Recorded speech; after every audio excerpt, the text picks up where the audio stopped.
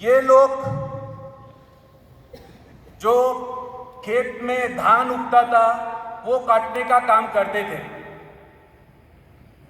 मुश्किल से 2 वक्त का रोटी जोड़ पाते थे। इनकी सबसे बड़ी बहन राधाबाई, इनका विवाह जो है करीबन 1952-51 के आसपास जो है पुणे में हुआ। उनके पति का नाम था मदन लाल जी। इनकी एक दुकान थी पुणे में कटलेरी की।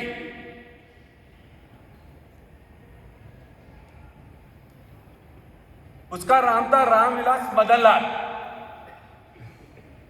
कुछ सालों बाद राधाबाई ने अपने छोटे भाई बजरंग लाल जी को पुणे बुला लिया।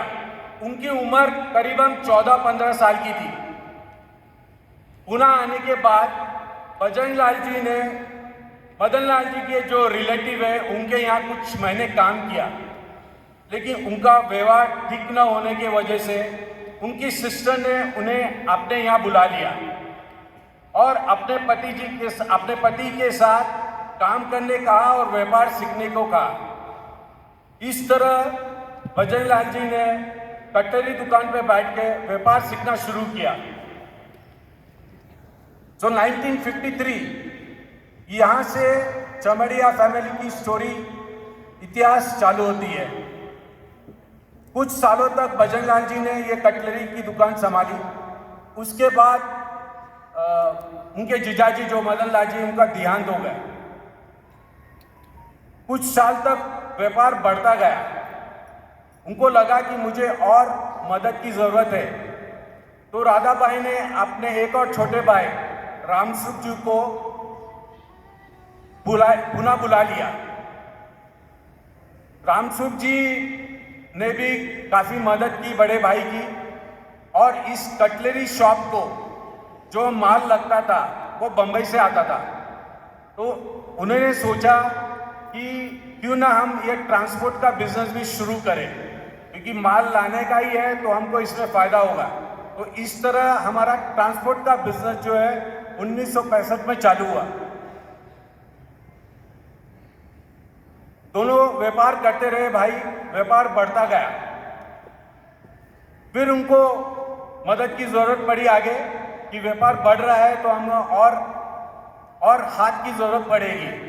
तो राधाबाई ने अपने तीसरे भाई, छोटे भाई को, ओम प्रकाश जी, जो नौकरी करते थे बिरला के अंदर, चिरपुर मिल्स के अंदर आंध्र प्रदेश में, उनको बुला लिया।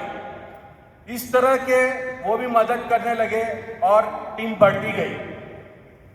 कहते हैं ना, सक्सेसफुल मैन के पीछे एक औरत का हाथ होता है। चमड़िया फैमिली के सक्सेस के पीछे भी एक औरत का हाथ था, वो है राधाबाई।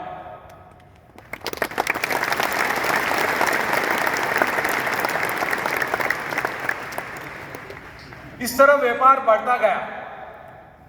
जो कटलरी दुकान के लिए जो सामान लगता था वो बंबई से के होलसेल से आता था।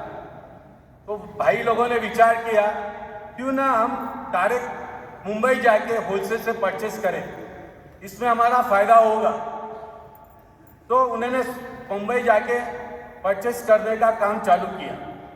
तो उनको एक विचार आया, अरे क्यों ना हम एक होलसेल का बिजनेस शुरू करें यार। तो उन्होंने ये विचार किया।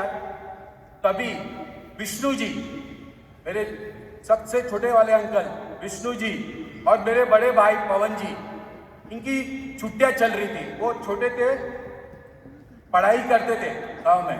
वो तो पुणे आए अपने भाई और बहन को मिलने। पुणे आए, थोड़ा रुके, उनका मन हो गया कि हम पुणे में रुके। फिर उन्होंने उनका एडमिशन पुणे में करवा लिया।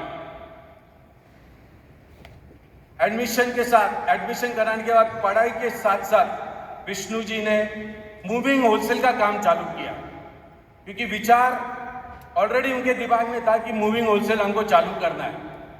विष्णु जी रोज मुंबई पुणे करते थे सामान लेके आते थे और बेचते थे। फिर 1977 में उन्होंने डिसाइड किया कि हम एक होलसेल का बिजनेस चालू करें, और इस तरह हमारा होलसेल के बिजनेस की शुरुआत हुई। तो इनिशियली विष्णु जी और पवन जी दोनों करते थे। फिर हमें धीरे धीरे जैसे बिजनेस बढ़ता गया, एक अच्छा मौका मिला डिस्ट्रीब्यूशन का। डिस्ट्रीब्यूशन का काम हमने 1983 में चालू किया। हमारी पहली कंपनी थी गोदरेज, पहली कंपनी थी नोविनो बैटरी। हमारा काम बढ़ता गया और हमारी सर्विस के बारे में, पुणे के सर्विस के बारे में चर्चा होने लगी। तभी गोदरेज कंपनी में कंज्यूमर डिवीजन चालू हुआ। उन्होंने मार्केट सर्वे किया पुणे का, तो उनको फीडबैक मिला कि चमड़िया का सर्विस मार्केट में सबसे अच्छा है। तो आप फोटो में देख सकते हो, आदि गोदरेज खुद आए थे हमारे पास गोदरेज कंपनी का काम देने के लिए।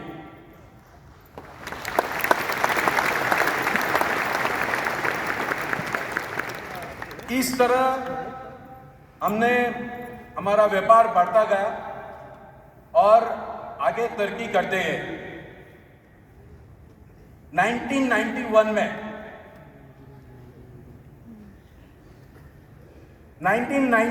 में हमको पीएनजी के साथ एसोसिएशन होने का मौका मिला। हम एक छोटे स्टॉकिस्ट के रूप में हमने काम चालू किया। फिर 1991 में ही हमने C&F का काम भी चालू किया, वो भी पीएनजी के साथ चालू किया। C&F का काम चालू हुआ, हमको स्टॉकिस्ट का काम चालू करने को मिला पीएनजी के साथ।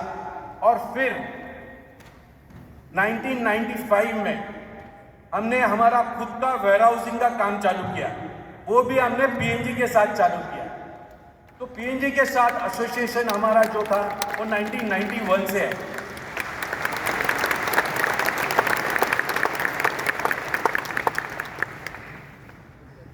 तो इस तरह व्यापार बढ़ता गया। जब फिर हमको एक मौका मिला एक बड़े डिस्ट्रीब्यूशन का, पीएनजी का गोल्डन आई का प्रोजेक्ट आया, और हमारी सर्विस देखते उन्होंने हमें ये मौका और ये ऑफर दिया।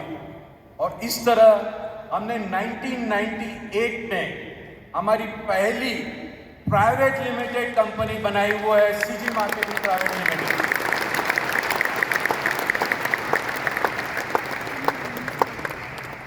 तो दोस्तों, ये जो जर्नी है, मैंने बहुत बड़ी थी लेकिन मैंने संक्षेप में आपको समझाया। इसका छोटा सा पार्ट मैंने